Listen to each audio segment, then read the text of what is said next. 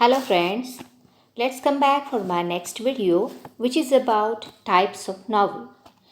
From our topic History of Novel. Students, I already uploaded 3 parts about this topic and I expect that you have already studied all those parts. Before this video, students, we already studied various types of novelists, Indian scenario, and in one video, we also discussed important elements of drama.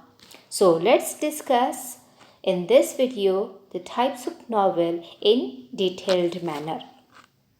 So the first novel given for us is realistic novel. The realistic novel is a fiction that gives the effect of realism. वास्तववादी कादंबरी ही अशा प्रकारची कल्पित कथा होती की जी आपल्याला वास्तववादाचा रियालिझम म्हणजे वास्तववादाचा इफेक्ट देणारी होती. Sometimes this is also called a novel of manner. So हे जे नॉवल प्रकार होता रिअलिस्टिक नॉवल, याला नॉवल ऑफ मॅनर असंही म्हटलं जात असायचं, कारण त्याच्यामध्ये आपल्याला मॅनर्स शिकवले जात असायचे. So it can be characterized by its complex characters with mixed motives that are rooted in the social class. So याचं नेमकं वैशिष्ट्य काय होतं या realistic नॉवलचं? So it characterized by its complex characters with mixed motives that are rooted in social class. म्हणजे या नोवेलमध्ये जे पात्र असायची ते कॉम्प्लेक्स असायची. एक प्रकारची गूढता त्या कॅरेक्टर्समध्ये होती आणि त्यांचे जे मोटिव्ज असायचे, त्यांचे जे हेतू असायचे त्यांच्या मनात, ते मिक्स्ड मोटिव्ज असायचे की जे त्यावेळच्या सोशल क्लासच्या बाबतीमध्ये खोलवर रुजलेली असायचे. The characters in the realistic novel interact with other characters and undergo plausible and everyday experiences. So या रिअलिस्टिक नॉवलमधले जे कॅरेक्टर्स होते ते नॉवलमधल्या इतर कॅरेक्टरच्या बरोबर इंटरॅक्ट करायचे, म्हणजे त्यांच्याशी संवाद साधायचे आणि त्याचबरोबर जे काही they undergo plausible and everyday experience. Plausible म्हणजे ट्रू किंवा रिझनेबल. सो अगदी खरे किंवा जे आपल्या नेहमीच्या आयुष्यातले अनुभव आहेत ते अनुभव या नॉवेलच्यामध्ये बऱ्यापैकी दाखवलेले असायचे. सो हा जो रिअलिस्टिक नॉवेलचा प्रकार आहे तो कोणी हाताळला होता, तर चार्ल्स डिकेन्स याच्या ऑलिव्हर ट्विस्ट मध्ये आपल्याला त्या ठिकाणी रिअलिस्टिक अप्रोच पाहायला मिळेल. So next novel type is picaresque novel. The word picaresque is originated from the Spanish word picaro. So या नॉवल प्रकारामध्ये जो पिकारेस्क हा वर्ड आलेला आहे, सो त्याचं ओरिजिन जे आहे ते कुठून आहे? It is from the Spanish word picaro. So त्यातला पिकारेस्क या शब्दामधला जो पिकारो हा वर्ड आहे तो स्पॅनिश वर्ड आहे की ज्याचं मिनिंग होतं, इट मीन्स रॉ. पिकारो या शब्दाचं मिनिंग होतं rogue. A picaresque novel narrates the adventures of the protagonist. So हा कादंबरी प्रकार काय कथन करायचा?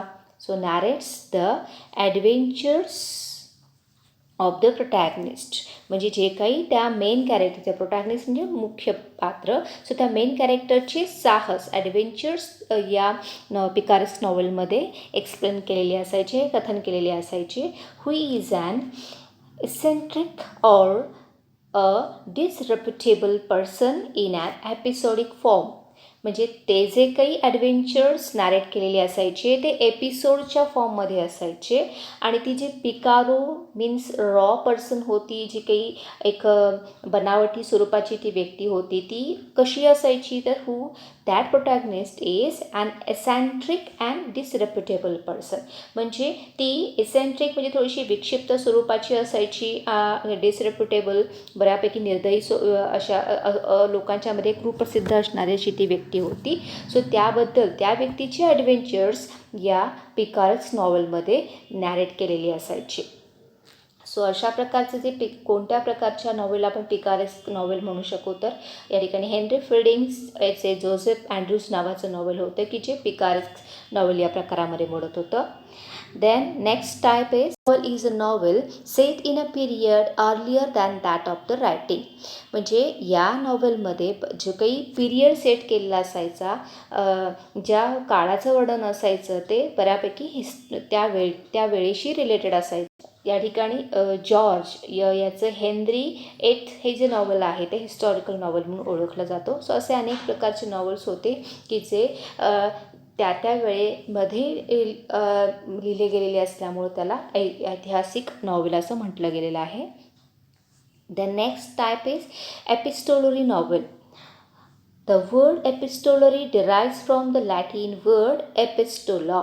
सो या ठिकाणी हा जो वर्ड आहे एपिस्टोलरी मधला एपिस्टोला हा जो वर्ड आहे सो त्याचा अर्थ होतो which means a letter. So हा एपिस्टोलाचा it derives from the Latin word. Epistola हा लॅटिन वर्ड आहे आणि त्याचं मिनिंग होतं लेटर, पत्र. म्हणजे तुमच्या लक्षात आलं असेल की एपिस्टोलरी नॉवलमध्ये या कादंबरी प्रकारामध्ये जे काही कथा नॅरेट केलेली असायची ते सारं नॅरेशन हे लेटर फॉर्मॅटमध्ये लेटरच्या रूपामध्ये असायचं.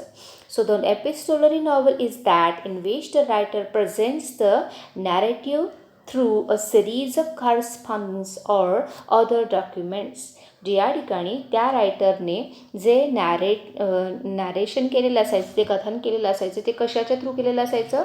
A series of correspondence and other documents. म्हणजे जे काही त्यावेळची कागदपत्र असायचे किंवा त्या वेगळ्या प्रकारचे डॉक्युमेंट्स त्यांना त्या ठिकाणी मिळायचे, ते मग ते लेटर्स असतील किंवा त्यावेळेला लिहिल्या गेलेल्या डायरी एंट्रीज असतील. सो हे याचा वापर या नॉवल फॉर्ममध्ये केलेला असायचा. Although letters are the most common basis for epistolary novel. So mostly त्यावेळच्या या नॉवल प्रकारामध्ये एपिस्टोलरी नॉवलमध्ये कोणता प्रकार जास्ती करून हाताळला जात होता तर लेटर फॉर्म हाताळला जात असायचा. So diary entries are also popular form of this type. So letter बरोबरच डायरी एंट्रीजना सुद्धा या नॉवल फॉर्ममध्ये वापरला जातो. तो सुद्धा एक पॉप्युलर फॉर्म मानला जात होता. सो यासाठीचं कोणतं नॉवेल आपण लक्षात घेऊया. या ठिकाणी क्लॅरिसा हे जे नॉवेल आपण यापूर्वीच डिस्कस केलेलं होतं. सो याच्यामध्ये सुद्धा अनेक रायटर्सनी या प्रकारामध्ये नॉवेल्स लिहिलेले आहेत. So next type of novel is Gothic novel. The novels that include terror, mystery, horror, thriller, supernatural, doom, death or decay or haunted buildings are called the Gothic novels. So या Gothic novel प्रकारामध्ये कोणत्या गोष्टींचं inclusion होतं? So कोणकोणत्या गोष्टी include केलेल्या असायच्या? Terror असायचं, म्हणजे भीतीचं वातावरण नॅरेटरने क्रिएट केलेलं असायचं. मिस्ट्री म्हणजे काहीतरी गूढ रहस्यमय अशा गोष्टींचा वापर केलेला असायचा. हॉरर म्हणजे भय निर्माण करणारं, मनात भीती निर्माण करणाऱ्या अशा गोष्टी त्या ठिकाणी वापरलेल्या असायच्या. थ्रिलर वापरलेलं असायचं. त्यानंतर सुपर नॅचरल एलिमेंट अलौकिक अशा गोष्टी दाखवलेल्या असायचा. डूम मीन्स त्या ठिकाणी प्रलयकारी अशा गोष्टी. डेथ मृत्यू. डिके म्हणजे नष्ट होणं. अँड हॉन्टेड बिल्डिंग्स म्हणजे जे काही भूताखेतांचे घरं अशा गोष्टींचा वापर मोस्टली ह्या प्रकारामध्ये गॉथिक नॉवेल्समध्ये केलेला असायचा. सो या ठिकाणी रुद्रिंग हार्ट्स हे नाव आपण ऐकलेलं आहे की जे ह्या गॉथिक नॉवल प्रकारामध्ये मोडतं. नेक्स्ट आहे ऑटोबायोग्राफिकल नॉवेल. सो हा नॉवल प्रकार किंवा आपण हा जो शब्द आहे तो ऑलरेडी यापूर्वी बऱ्याचदा ऐकलेला आहे. Students you are familiar with this word autobiography and another word related to this term is biography. Biography means what? चरित्र. अँड ऑटोबायोग्राफी मीन्स आत्मचरित्र. सो त्या प्रकारची नॉवल त्यावेळेला लिहिले गेलेले होते. So autobiographical novel. The autobiographical novel is the novel based on the life of the author. म्हणजे या ठिकाणी हा जो काही नॉवल प्रकार होता या ऑटोबायोग्राफिकल नॉवेलमध्ये त्या रायटरच्या स्वतःच्या आयुष्यावरती त्याच्या जीवनावरती ते नॉवेल लिहिलेलं असायचं. सो ऑटोबायोग्राफी म्हणजे त्याचे स्वतःचं चरित्र, त्याच्या स्वतःच्या आयुष्याचं चरित्र त्याचं वर्णन त्यांनी त्या नॉवलमध्ये केलेलं असायचं. However the author changes the places and names of characters or even may change or avoid certain details of his life. So असं करताना बऱ्याचदा रायटरने त्या ठिकाणांचा, ऑथरच्या नावाचा किंवा त्याच्या जे काही वेगवेगळ्या प्लेसेस आहेत त्या ठिकाणांचा किंवा कॅरेक्टरच्या नावांमध्ये बदल केलेला असायचा. मे change or avoid certain details of म्हणजे बऱ्याचशा गोष्टींमध्ये त्याने बदल केलेला असायचा किंवा त्याच्या जीवनामधले काही महत्त्वाचे डिटेल्स त्याने सांगणं टाळलेलं असायचं. So it may or may not be in the first person narration. मग त्या ठिकाणी हा जो काही प्रकार होता या नॅरेशनमध्ये नॉवेलमध्ये कथन करणारी जी व्यक्ती होती तिनं फर्स्ट पर्सन नॅरेशन वापरलेलं असायचं किंवा नसायचंही. So it may or may not be in the first person. So तर फर्स्ट पर्सन नॅरेशन म्हणजे काय? सो त्या ठिकाणी जेव्हा रायटर स्वतःचा पॉईंट ऑफ व्ह्यू, दृष्टिकोन मांडत असायचा किंवा वर्णन करत असायचा तेव्हा तो आय, वी अशा शब्दांचा वापर त्या ठिकाणी करत असायचा. सो तुम्हाला माहिती आहे फर्स्ट पर्सन प्रनाउन कोणते आहेत? प्रथम पुरुषी सर्वनाम जसं आय, वी. सो ही प्रथम पुरुषी सर्वनामं आहेत. You he second person pronouns आहे. अशा प्रकारे सो या नॉवल बायोग्राफिकल नॉवलमध्ये मोस्टली रायटरने फर्स्ट पर्सन नॅरेशनचा वापर केलेला असायचा किंवा केलेला नसायचा. काही वेळेला तो ते वापरतही नसायचा. जेन आयर, ब्रॉन्टे सिस्टर्सचं जे जेन आयर नॉवेल आहे ते या ऑटोबायोग्राफिकल नॉवेल प्रकारामध्ये मोडतं. जसं स्टुडंट्स तुम्हाला माहिती आहे की बायोग्राफी आणि ऑटोबायोग्राफीमध्ये फरक आहे. बायोग्राफी म्हणजे चरित्र आणि ऑटोबायोग्राफी म्हणजे आत्मचरित्र. सो जे आत्मचरित्र असतं ते स्वतः त्या लेखकानं स्वतःच्या आयुष्यावरती आधारित लिहिलेलं असतं आणि जे चरित्र असतं ते दुसऱ्या कुठल्या तरी फेमस व्यक्ती असते, ती सेलिब्रिटी असते किंवा कोणतीही महत्त्वाची अशी फेमस व्यक्ती असते तिच्याबद्दल तिच्या लाईफचं वर्णन हे कुठल्या तरी एखाद्या लेखकाने ते लिहिलेलं असतं. सो हा तो फरक बायोग्राफी आणि ऑटोबायोग्राफीमध्ये असतो. सो जेन आयर हे जे ब्रॉन्टे सिस्टर्सनी लिहिलेलं बुक होतं ते ऑटोबायोग्राफिकल नॉवेल होतं. Then allegorical novel. सो काय ॲलिगरी म्हणजे काय? रूपक. सो या प्रकारामध्ये an allegory is a story that bears more than one level of meaning. So रूपकमध्ये काय असतं? रूपक या नॉवलमध्ये या ॲलिगरिकल नॉवलमध्ये काय होतं तर ही जी स्टोरी असते त्या स्टोरीतून निघणारे जे मिनिंग असतात ते मोर दॅन वन लेवल म्हणजे एका गोष्टीचे अनेक वेगवेगळे अर्थ त्या ठिकाणी निघत असतात. So the surface meaning of such novel is different from the symbolic. म्हणजे या नॉवलमध्ये जी काही गोष्टी ॲलिगरी वापरलेली असते, जे काही रूपक सांगितलेलं असतं किंवा जे काही मिनिंग लेखकाला सांगायचं असतं त्याचे दोन लेवल असतात. म्हणजे सरफेस मिनिंग असतं म्हणजे आपल्याला बरोबर त्याचं दिसणारं मिनिंग आणि डीपर मिनिंग म्हणजे जे एक सिम्बॉलिक मिनिंग असतं त्याचं प्रतिकात्मक असं एक मिनिंग असतं. सो असे दोन प्रकारचे मिनिंग हे या रायटरच्या एक्सप्रेशनमध्ये आपल्याला लक्षात येत असतं. So meaning of it.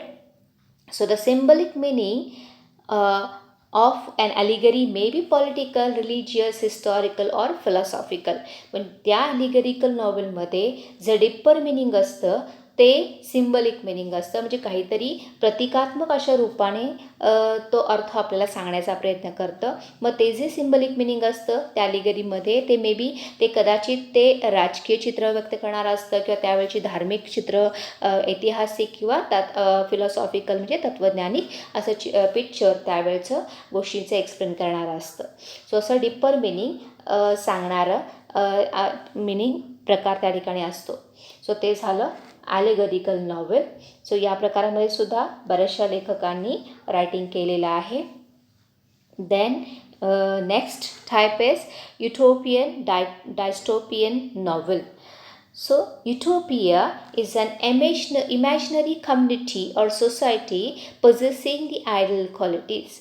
So ह्या ज्या दोन गोष्टी आहेत युटोपियन आणि डायस्टोपियन ह्या दोन्ही गोष्टी एकमेकांना अपोजिंग आहे, कॉन्ट्रास्टिंग अशा गोष्टी आहेत.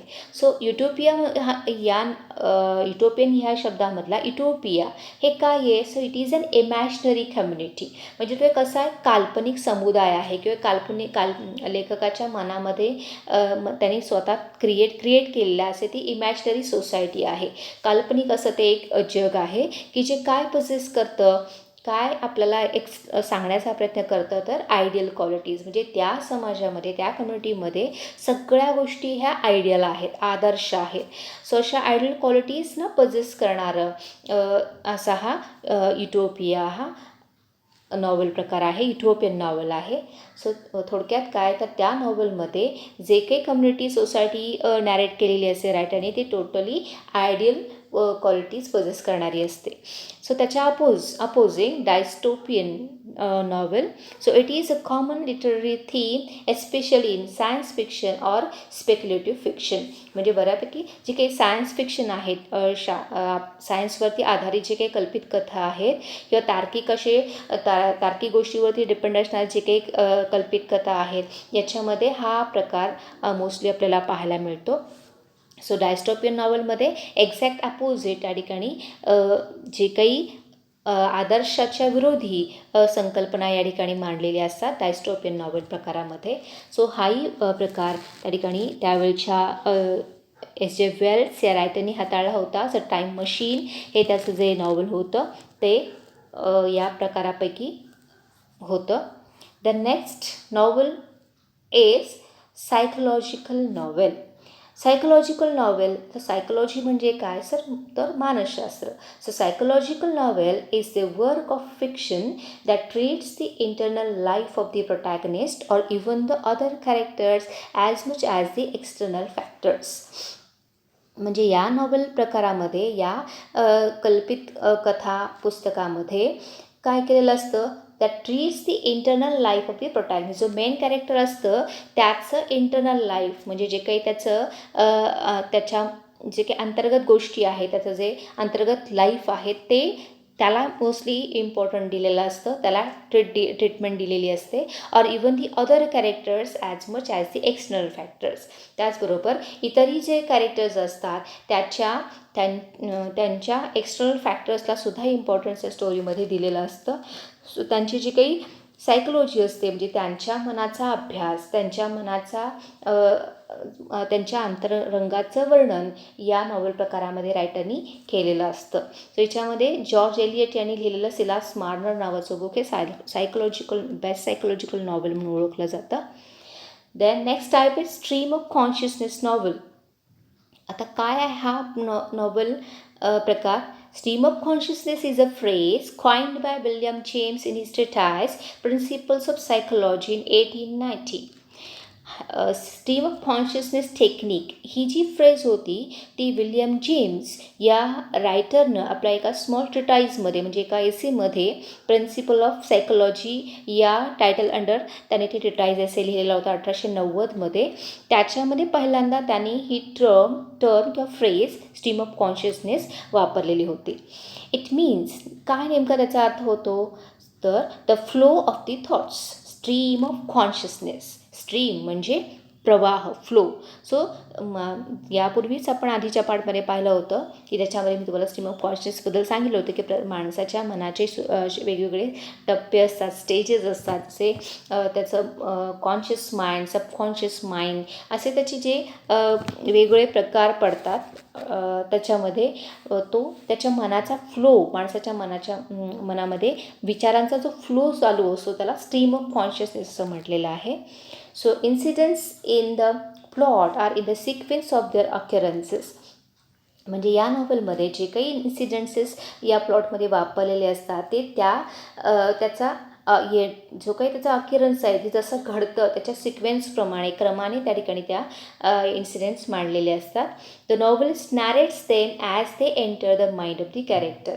म्हणजे त्या कॅरेक्टरचं जे माइंड आहे, त्याचं जे मन आहे त्याच्या अंतरंगात जे काही थॉट्स येतात ते ॲज इट इज थॉट्स नॅरेटरने किंवा त्या नॉवलिस्टने या स्ट्रीम ऑफ कॉन्शियसनेस नॉवलमध्ये ॲज इट इज नॅरेट केलेले असतात. सो त्याला स्ट्रीम ऑफ कॉन्शियसनेस नॉवल असं म्हणतात.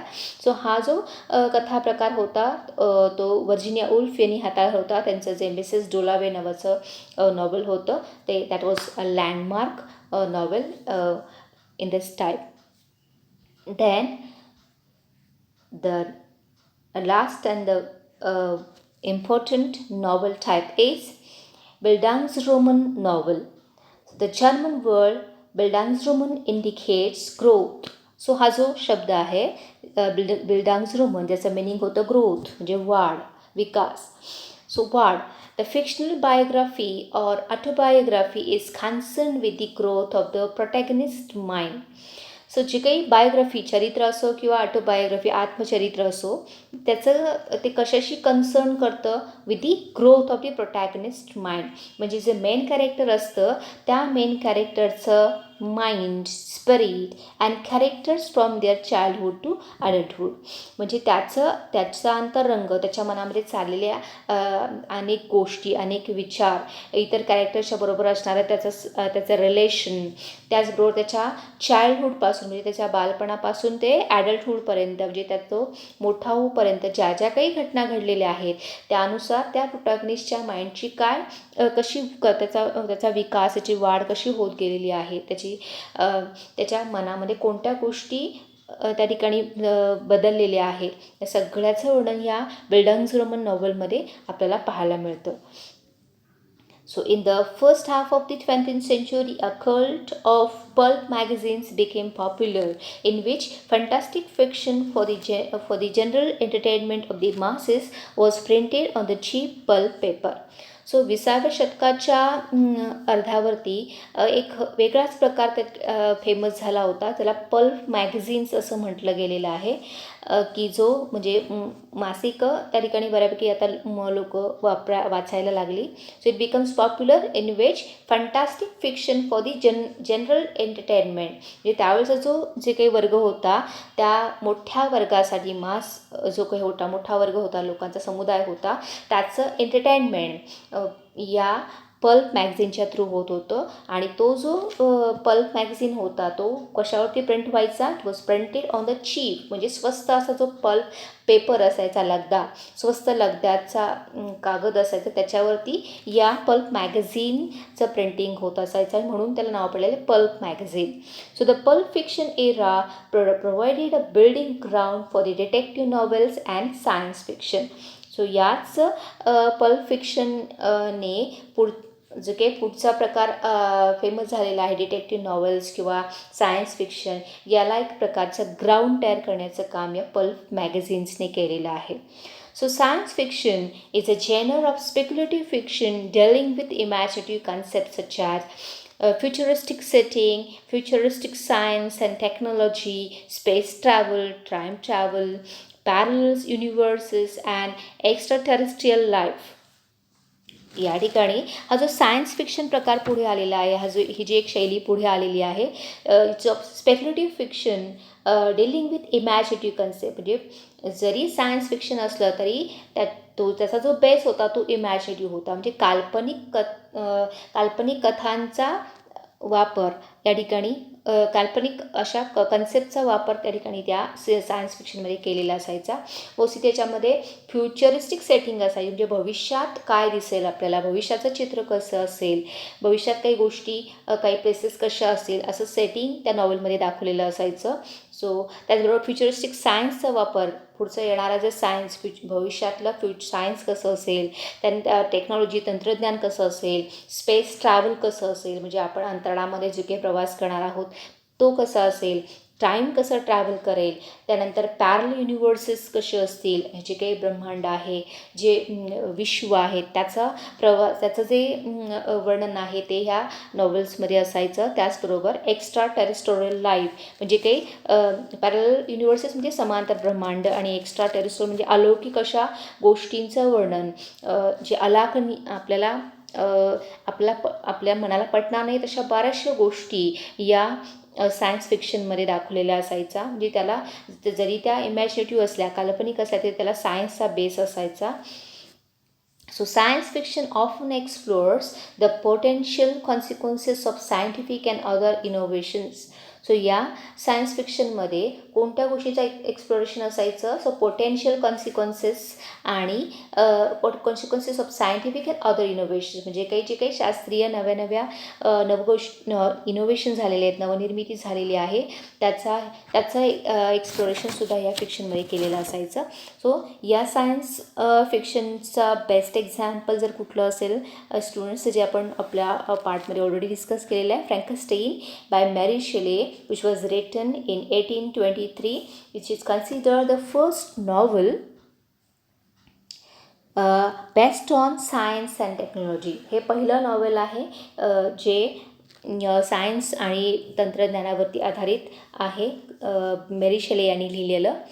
The genre flourished in the second half of the 19th century. 19th सेंचुरीच्या सेकंड हाफमध्ये हा जो सायन्स फिक्शन प्रकार आहे तो बऱ्यापैकी बहरलेला आहे, फ्लरिश झालेला. Detective fiction is a subgenre of crime fiction and mystery fiction in which an investigator or a detective, either professional or amateur, investigates a crime, often a murder. म्हणजे या ठिकाणी जो शोधकर्ता डिटेक्टिव्ह असायचा तो कुठल्या तरी गोष्टीचा डिटेक्ट करणं म्हणजे शोध घेणं, तो शोधकर्ता व्यक्ती काही गोष्टींचा शोध घेत असायचा. त्याच्यामध्ये हा डिटेक्टिव्ह फिक्शन म्हणजे सबजेनर होता, एक उपशैली होती. क्राईम फिक्शनची ती डिटेक्टिव्ह फिक्शन ही उपशैली होती. क्राईम फिक्शन आणि मिस्ट्री फिक्शन म्हणजे गुन्हा, मिस्ट्री म्हणजे काही गूढ रहस्यमय अशा गोष्टींचा शोध घेणं. याच्यामध्ये जो इन्व्हेस्टिगेटर शोधकर्ता होता किंवा डिटेक्टिव्ह म्हणजे जो काही गुप्तहेर होता, आयदर ते एकतर प्रोफेशनल असायचे और एमेच्युअर असायचे, जे हौशी असायचे की जे इन्व्हेस्टिगेट करायचे कोणत्या गोष्टी, क्राईम म्हणजे कुठे गुन्हा घडलेला आहे, फॉर एक्झाम्पल मर्डर, सो हत्या घडलेली आहे, अशा गोष्टींचं शोध या फिक्शनमध्ये डिटेक्टिव्ह फिक्शनमध्ये घेतलं जात असायचं. So say students, finished our topic history of novel.